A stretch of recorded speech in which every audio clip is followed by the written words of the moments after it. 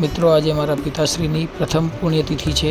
આજના દિવસે મેં એક સત્કાર્ય કરવાનો પ્રયત્ન કર્યો છે અને એ કાર્ય હું બધાની આગળ આ એક વિડીયોના મારફતે બતાવવા માગું છું, કેમ કે મારા પિતાશ્રીએ શીખવાડ્યું છે મને કે એક સારું કાર્ય જો તમારું કરેલું હોય અને એનાથી બીજા કોઈ પ્રેરિત થાય તો એનાથી રૂડું કંઈ નથી।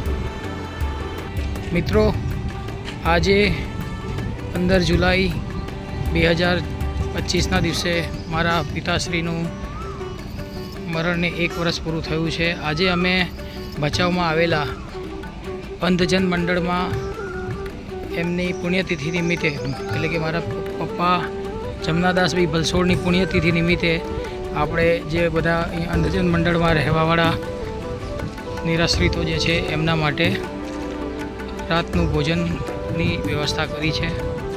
તો આ એક બહુ સારી જગ્યા છે, એકદમ શાંત, અને તમે જુઓ કે સારામાં સારી રીતે બનાવેલા મકાનો છે, સાથે ઘણી જ સારી જગ્યાનો ફાળવણી પણ થઈ છે અને મકાનો પણ સારી રીતે બન્યા છે। સ્ત્રીઓ માટે અને વડીલો માટે, પુરુષો માટે, બધા માટે અલગ અલગ વ્યવસ્થા કરવામાં આવેલી છે। અહીંયા આ એમની ભોજનશાળા છે। એ ભોજનશાળામાં અત્યારે 6:30નો ટાઈમ થયો છે। 6:30 વાગે બેલ વાગશે અને ધીમે ધીમે બધા આવતા થશે। અત્યારે ઓલરેડી લોકો આવવાના ચાલુ થઈ ગયા છે। સમાજે જેમને પોતાની પાસે નથી રાખ્યા, જેમના બાળકોએ જેમને પોતાની પાસે નથી રાખ્યા, એવા વડીલોની અહીંયા ખૂબ જ સારી સેવા કરવામાં આવે છે।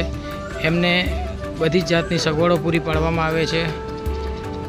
ઇન્ડિવિજ્યુઅલ એમના રૂમ આપેલા છે, એમને દવાખાનાની તેમજ બીજી બધી સગવડો પૂરી પાડવામાં આવે છે। અહીંયા ભચાઉની અને આસપાસમાં તેમજ મુંબઈથી પણ લોકો, આજે કે આ માતૃશ્રીની કાનાબાઈ સત્કાર્ય ભવન સૌજન્ય વેલાણી ચેરિટેબલ ટ્રસ્ટ મુંબઈ, એવી રીતે અલગ અલગ કંપનીઓએ, એસ્ટ્રલ કંપનીએ પણ સામે એક ભવન બનાવ્યું છે, જેકવાર કંપનીએ આ આખું ભોજનશાળા બનાવી છે, એમ અલગ અલગ કંપનીઓએ દરેક વસ્તુઓ બનાવીને આપવામાં આવેલી છે।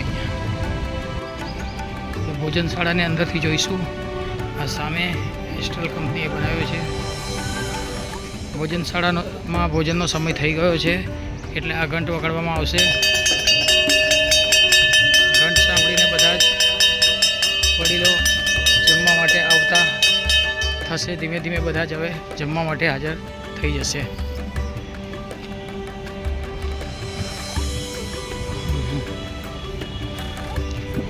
આ સામે માતૃવંદના દિવ્યાંગ મહિલા નિવાસ જે એસ્ટ્રલ કંપનીએ બનાવ્યું છે। આવી રીતે અલગ અલગ કંપનીઓએ અને અમુક અમુક સંસ્થાઓએ અહીંયા ઘણું જ સારું એવું દાન પુણ્ય કર્યું છે। આ આખો ભોજનશાળા છે। દિનેશભાઈ, કેમ છો? બસ જો આજે હું મારી યુટ્યુબ ચેનલમાં આ મારી આજની જે એક્ટિવિટી છે એને નાખવાનો છું। કેટલા માણસો છે અત્યારે આપણે, એટલે કેટલા વડીલો છે? 60 જેટલા, અને બધા જ દિવ્યાંગ છે કે અલગ અલગ? ટોટલી બ્લાઇન્ડ 30 જણા છે।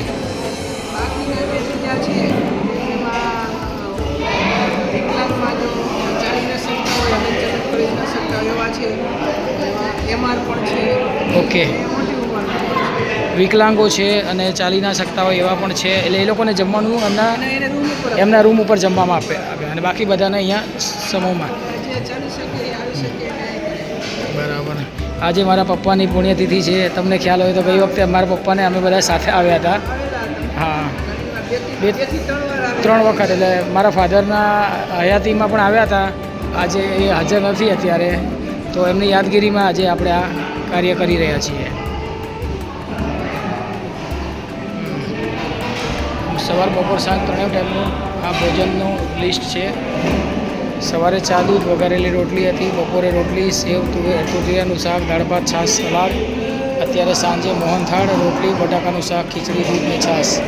આ રીતનું મેનુ આપવામાં આવે છે। ચોખ્ખાઈ પણ બહુ સારી છે, અને અંદર રસોડું પણ એકદમ નીટ એન્ડ ક્લીન છે, જ્યાં પણ ગંદકીનો સહેજે સવાલ જ નથી આવતો। બહુ સારામાં સારી રીતે અહીંયા વસ્તુ કરવામાં આવે છે। પ્રાર્થના ચાલુ કરીશું।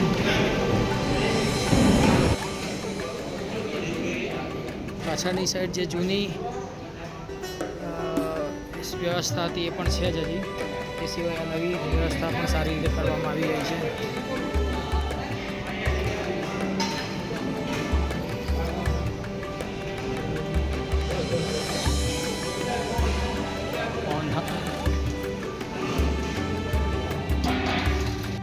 ભોજન શરૂ કરતા પહેલા ભગવાનની ધૂન બોલાવવામાં આવે છે. અહીંયા શ્રી રામ જય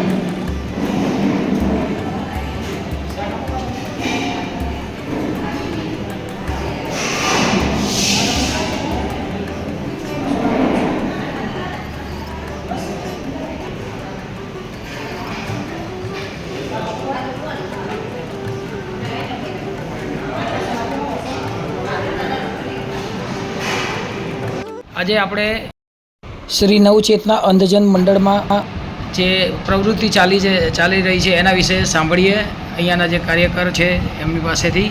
બાબુ, આપણે પહેલાં તમારો પરિચય આપો અને પછી સંસ્થા આપણને શું શું કરે છે એક શોર્ટમાં મને બતાવો, એટલે મારે એના વિશે જાણકારી આપવી છે. મારું નામ વનરાજસિંહ જાડેજા. હું અહીંયાના મંત્રી તરીકે સેવા આપું છું. બેંકના મેનેજર તરીકે રિટાયર થયેલો છું. આ સંસ્થા 1976ની સાલથી અહીંયા કાર્યરત છે. 1976 બાદ ભૂકંપ આવ્યો. ભૂકંપમાં બધું નષ્ટ થઈ ગયું. નષ્ટ થયા પછી આખું નવું બનાવેલું. નવું બનાવ્યા પછી હું 2018થી અહીંયા બેસું છું અને અત્યારે મારા પાસે 30 બ્લાઇન્ડ લોકો છે. 30 અને 17 મહિલાઓ છે. 50 વર્ષથી ઉપરનાને અમે રાખીએ છીએ. સવારે ચા પાણી નાસ્તો, 10 વાગે ચા, 11:30 રોટલી, દાળ ભાત શાક જમવાનું આપીએ છીએ અને બપોરે પણ નાસ્તો અને સાંજે પણ જમવાનું આપીએ છીએ. અમે એક પણ રૂપિયો અહીં લેતા નથી. આ નવચેતનમાં મારી 2 સંસ્થા માધાપરમાં છે, જે વિકલાંગ બાળકોને અમે ભણાવી છે 12 સુધી. ત્યાં પણ ફ્રી વ્યવસ્થા છે. અને આ સંસ્થા ભચાઉના ગામતળમાં જ આવેલી છે, નેશનલ હાઈવેમાંથી આવેલી છે. ક્યારે પણ આપ પધારો તો અમારી અવશ્ય મુલાકાત લેજો. આ સંસ્થા ટોટલી ફ્રી એડમિશન આપે છે અને 50 વર્ષના વૃદ્ધ, બ્લાઇન્ડ અને વિકલાંગો એને પણ અમે આ સંસ્થામાં રાખીએ છીએ. અને સંસ્થા ચલાવવા માટે તમને જે દાન ધર્માદો આવે છે એ કઈ રીતના આવે છે? કે દરેક આજુબાજુની કંપનીઓ કે પછી અમને બધી કંપનીઓ પર સહકાર આપે છે, ગુજરાત સરકારનો પણ સપોર્ટ છે, મને ગ્રાન્ટ મળે છે. બરાબર. અને અમારી બાજુમાં જગવાર કંપની છે, મને આપ જોયા હતા કે ભોજનાલય બનાવ્યું છે એ એની CRS ફંડમાંથી અમને બનાવી આપે એસ્ટ્રલ કંપનીએ પણ આપ્યું છે. એસ્ટ્રલ પાઇપે પણ અમને 6 મકાનો બનાવી આપ્યા છે. બરાબર. બીજું એક ટાઈમેક્સ ગ્રુપ છે એને પણ 9 રૂમ બનાવી આપ્યા છે. બરાબર. એટલે એટલે દાતાઓ દાન આપે છે અને આ સંસ્થા ચાલે છે. બાકી અહીંયા ભોજનનું જે દાન આવે છે એ કઈ રીતના આપણે આપીએ છીએ? જેમ ભોજનમાં એ પણ અમારે છે ને મિક્સ જમણ ને સાદું જમણની નકરો રાખેલો છે. હમ. તો એ નકરાના હિસાબે મહિનામાં 20 દિવસ મિક્સ જમણ અને સાદું ભોજન જમણ હોય છે. એ દાતાઓ દ્વારા આપવામાં આવે છે. આપણે આજનો દિવસ અમારા પિતાશ્રીની પુણ્યતિથિ હતી. તમે સારી રીતે ઓળખો જ છો એમને. હા, 100%. અને એમણે અમારા પહેલાં પણ મિત્રો હતા, અમારી સંસ્થામાં 2-3 વખત જમણવાર આપ્યું છે. એના પોતાનો પણ જન્મદિવસ અહીં આશ્રમમાં ઉજવે છે.